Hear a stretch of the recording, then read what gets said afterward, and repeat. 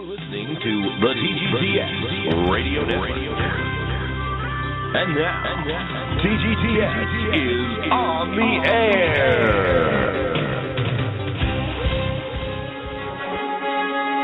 This is the greatest talk show on Blog Talk Radio. From oblivion. You ever watch the Twilight? And now, here's your host, Marc the Arcturian. Scary.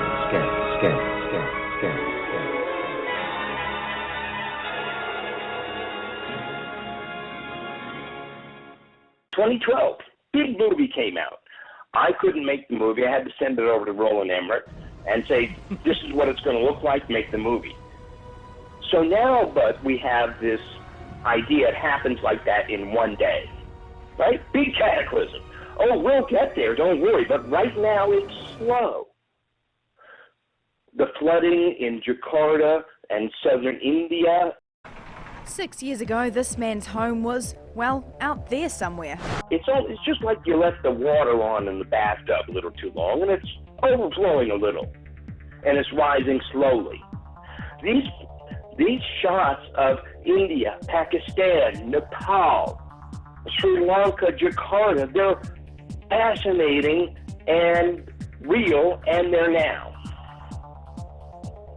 So we'll get to that point where it's a big thing, you know, when California falls in the water, and you ask any geologist, it's not if, it's just when. In the business, we have a line we use: when California falls in the water, remember it's Andrea's fault.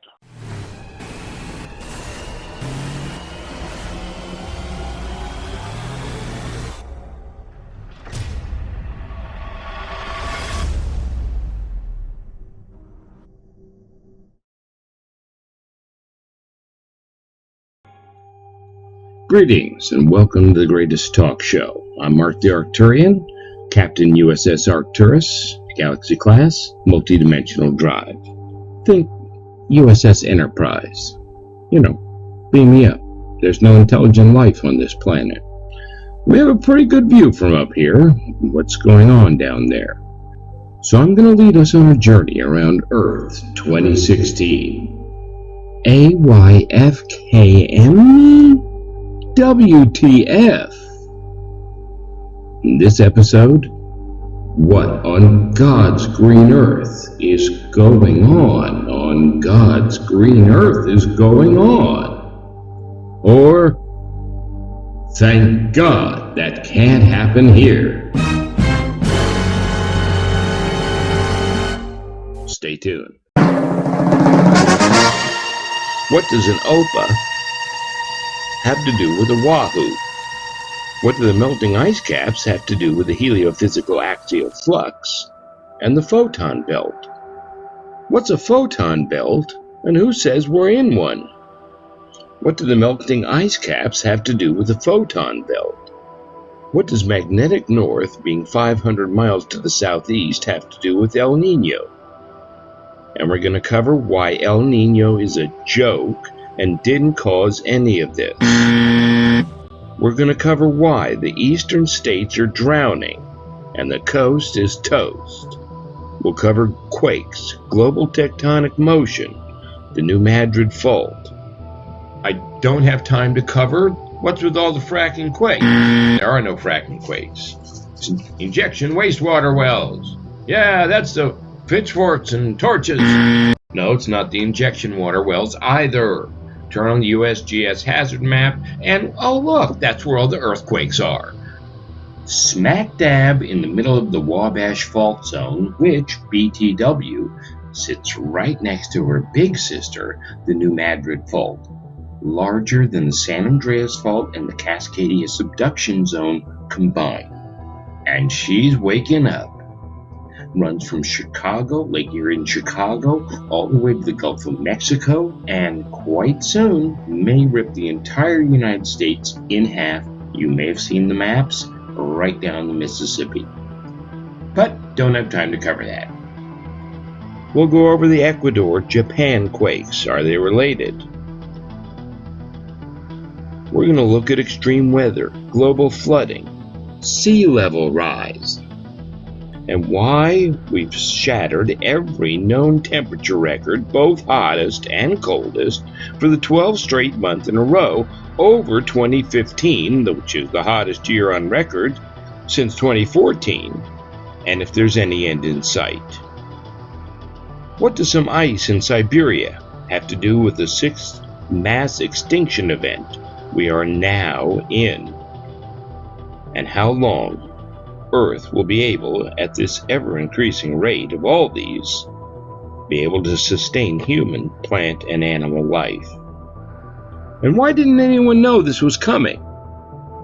And if they did, who knew? And why didn't they tell us? And if they did tell us, how come we haven't heard about it? Why, you'd have to be a master shaman to navigate all these signs. Well, you're in luck. We're going to cover all these and more, and you'll hear it first and only right here on the greatest talk show. Don't touch that dial. These shots of India, Pakistan, Nepal, Sri Lanka, Jakarta, they're fascinating and real, and they're now. Thank God that can't happen here. Stay tuned.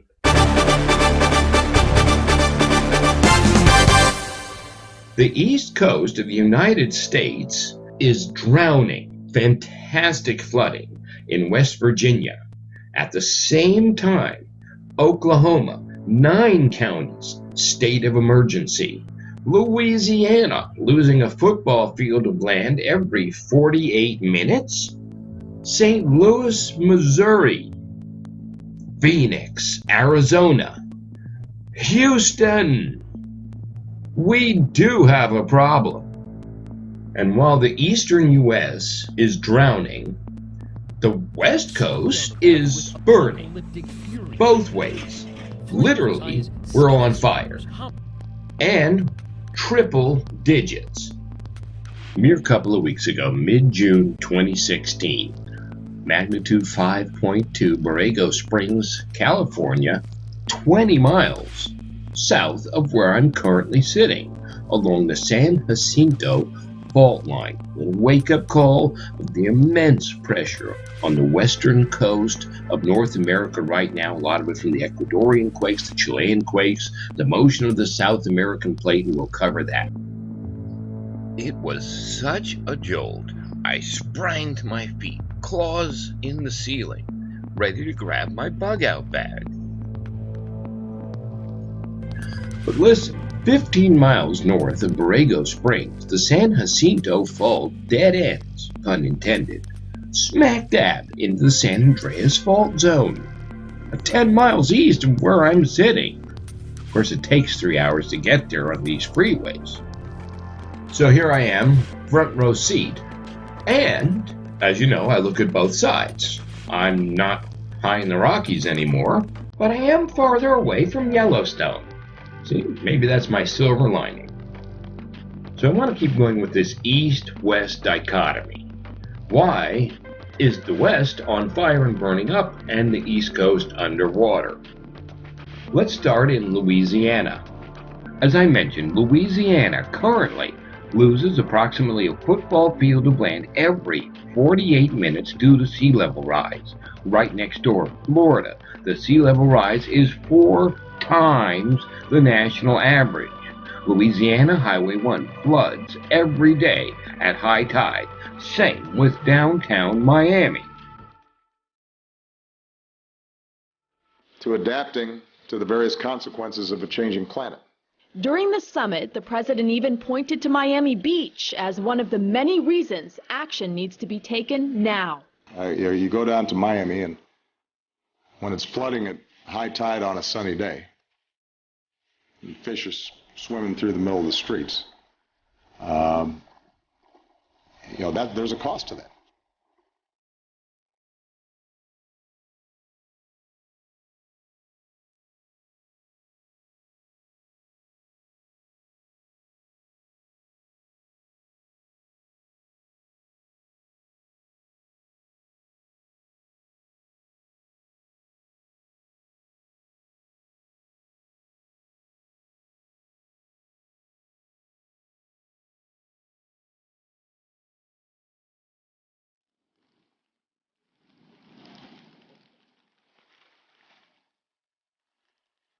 These shots from 1932, this is what it used to look like.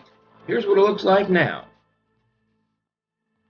1932, this is what it used to look like. This is what it looks like now.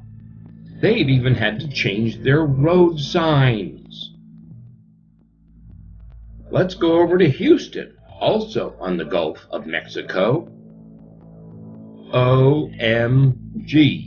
Not just once, twice, third year in a row.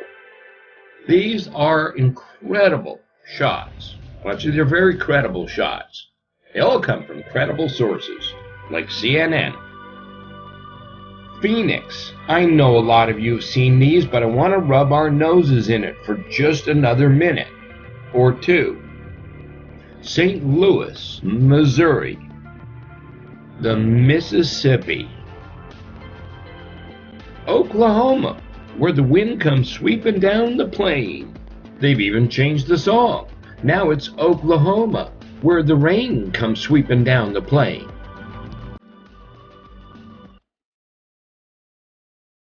To help explain what's going on from Louisiana up, I'm going to cover Heliophysics 101. Ain't nobody got time for that. Ain't nobody got time for that. Well, Sweet Brown, I think you better make time, or else you're going to run out of time. 5 minutes from now, just remember that 5 minutes ago, you used to think the solar system looked like this.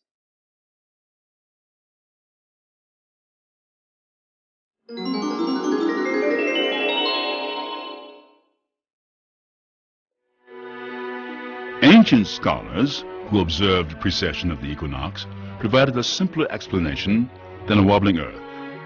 They said that our sun curves through space, moving in a great orbit of its own, pulling the Earth and other planets along with it. Search your feelings.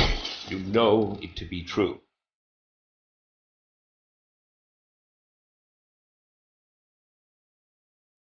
You are about to experience the awe and mystery that reaches from the inner mind to the outer limits.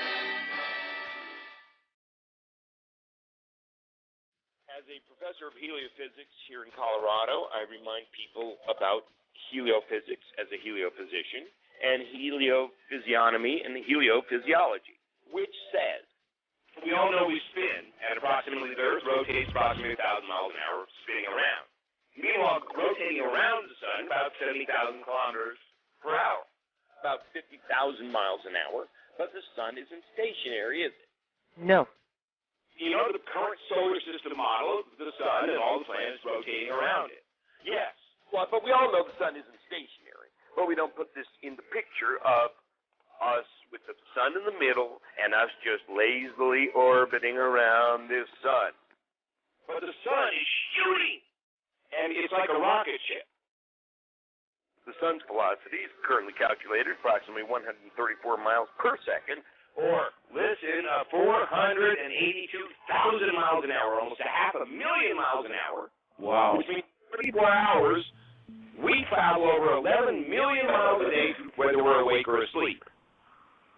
That's heliophysics, which means we will have gone 1 million miles since we started this call. 500,000 miles the sun goes, shooting through the universe, through the Milky Way, towing us, spinning at 1,000 miles an hour, rotating around the sun at 50,000 miles an hour, but it's being dragged along by the sun at 500,000 miles an hour. So in other words, we are right now, this instant, approximately, 500-600 miles farther away than when I started this sentence. That's pretty wild. Mark, this is really fascinating.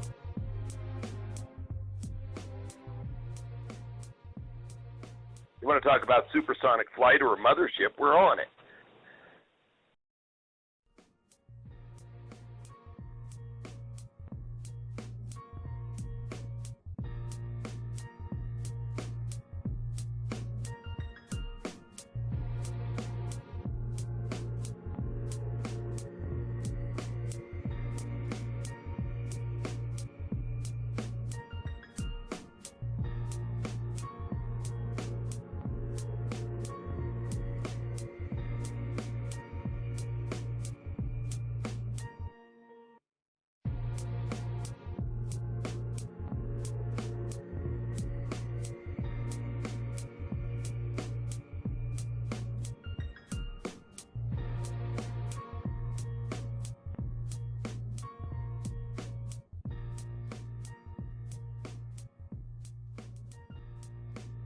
Heliophysics 101 in 5 minutes or less.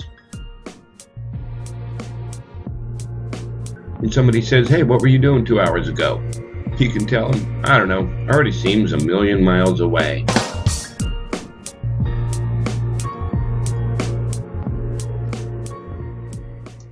Just a quick nod to all the flat earthers here, and you're perfectly welcome too. I entertain all ideas, and it's actually quite convincing.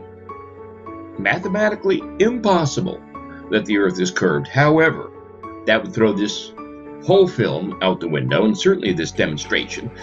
Not to mention any part of my story where I'm from a galaxy far, far away, or that the USS Arcturus is currently in geosynchronous orbit above your spinning globe.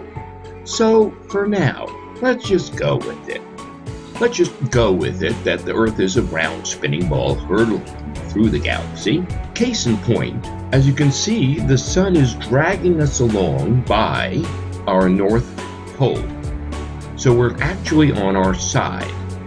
As the Sun drags us along, BTW wants to grab our current magnetic North Pole, now 500 miles to the northwest in Siberia, and the geographical axis wants to right itself up like a gyroscope.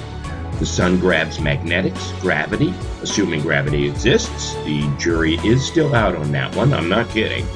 So we're actually on our sides, which is the main point to remember during the rest of this film. Now, before somebody wants to post a comment insulting my intelligence, meanwhile blatantly revealing their kindergarten level thereof, you know who you are. Magnetic north has zero effect on our geographical axis. Seriously? Pop quiz, Einstein. What do you think the Sun yanks us through space by? A grappling hook attached to a barber pole outside of Santa's workshop at our permanent top of the planet? Listen, in 2011, dozens of airports had to shut down because airplanes couldn't land on runways which were no longer where their instruments said they were, because in 2011 the magnetic North Pole shifted 40 miles that year. I'm going to back up just a moment because there's a lot of talk about polar shifting. I would like to state for the record, the poles are not going to shift. Just ask CBS or CNN, they'll tell you the poles aren't going to shift. That's because they already have. Which is why in 2011, dozens of airports had to close down because airplanes couldn't land on runways which were no longer where the instruments said they were, because the North Pole had shifted 40 miles that year. Dozens of airports had to close and recalibrate their instruments, but the poles aren't shifting. In 2013, last year, North Pole racing a mile a day towards Siberia. Wait a minute. In 2011, it moved 40 miles. In 2013, 365. This is exponential. This is more than it's moved since they started tracking magnetic North Pole in the late 1800s, when that guy with the mush dogs discovered the magnetic North Pole up there. Well, it moved, short 10, 20 miles over 70 years now. 365 a year, that was last year. Several years ago, I made a film demonstrating this in great detail, which I'd love it if you go watch. I put the link in the description box below, where I proposed that instead of the precession of the equinox's 26,000-year journey as we wobbled 23.5 degrees on our axis, that based on all available current data, the Earth was rather at 40 to 49 degrees axial tilt. That the Earth is currently in a heliophysical axial flux, and how this could possibly explain every single anomaly currently happening on planet Earth. So, as moves magnetic north, which is now in Siberia, this also shifts the bottom, which is Antarctica. Okay? So now, just using 365 and 40 miles, the North Pole moved reportedly in 2011, 365 in 2013. That's 405 miles towards Siberia. And it's showing no sign of slowing down. Now, when you drag the top of the planet from the North Pole, the Barber Pole, north 405 miles towards Siberia, that means now everything on the other side, including Alaska, is now how many miles farther south? 405 miles, using this example, correct? Correct. This would give Alaska a record heat wave in the winter, similar temperatures to those of Arizona.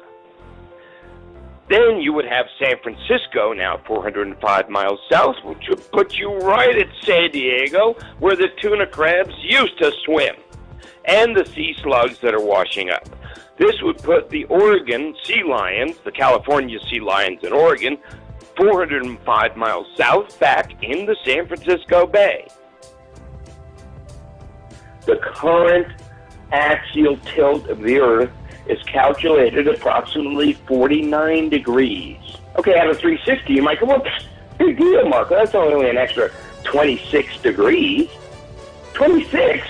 That's more than double our normal tilt that takes 26,000 years. And in 3 years, we've more than doubled our tilt. This answers every single question that they won't tell you on mainstream news. There's not one of these issues that isn't attributable to where you live is now in a different place than where you used to live. Stay tuned. Now, a lot of people didn't like my explanation of how the sun was trying to grab magnetic north, thereby pulling us off our axial tilt, which is as bad as arguing about global warming versus climate change. Is it man-made or is it natural? Meanwhile, happening all around us, and the point is that something's happening. Even the UN agrees with that. 2014, they came out with their climate change report after years of study and millions of dollars, and it was 2 pages long. I have the cover right here, and it said 2 words. We're screwed. We're screwed. We're screwed. We're screwed. We're screwed. We're screwed.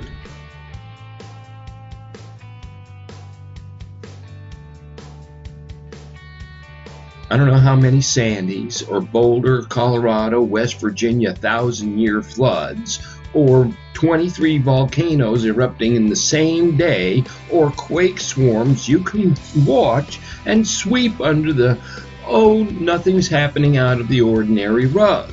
Maybe I should have told him the Planet X story, that Planet X has passed the rings of Saturn and is due in August, and that the gravitational pull of Nibiru has knocked us off course and out of orbit and off our axis. Maybe they would have liked that one better, I don't know.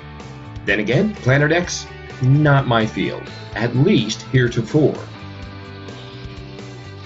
Stay tuned. The sun! How many of you heard of Planet X, or Nibiru, the other side of the sun, the red-brown dwarf, which is apparently intersects with the Earth every 3,600 years, shoots iron rain at us, which burns up in our atmosphere looking like meteorites. No, not my field. Apparently, Planet X, Nibiru, the return of Quetzalcoatl, can only currently be seen in the southern hemisphere, and for all my searching, I was only able to find this shot from a bedroom window in New Zealand, but if you look carefully, you should be able to catch a glimpse of it.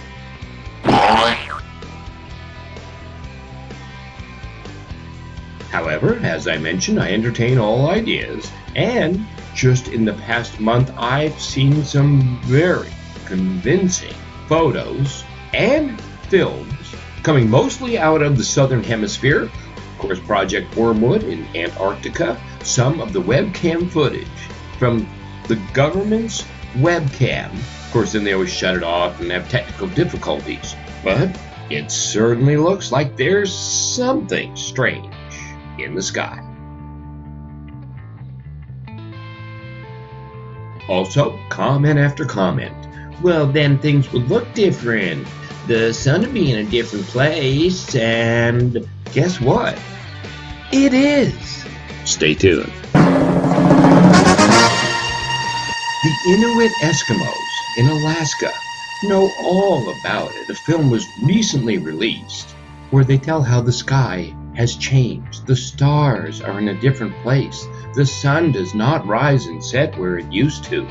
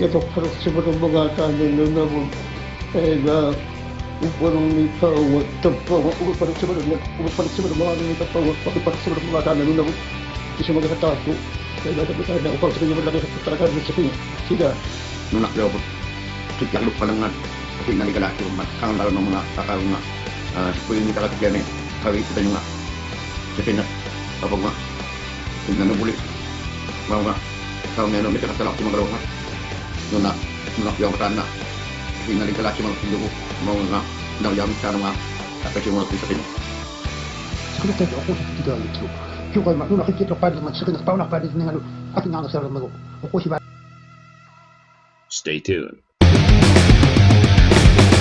They start saying our sun does not rise where it used to. It's something that we should be concerned about. Elders they interviewed across the north all say the same thing. Their sky has changed. The sun seems higher than in years gone past, says Elder Joannesi Karpik of Pengnertung. The heat of the sun gets hotter, sooner. The sun, the stars, and the moon are all changing, affecting the temperature of the sea, even the way the wind blows.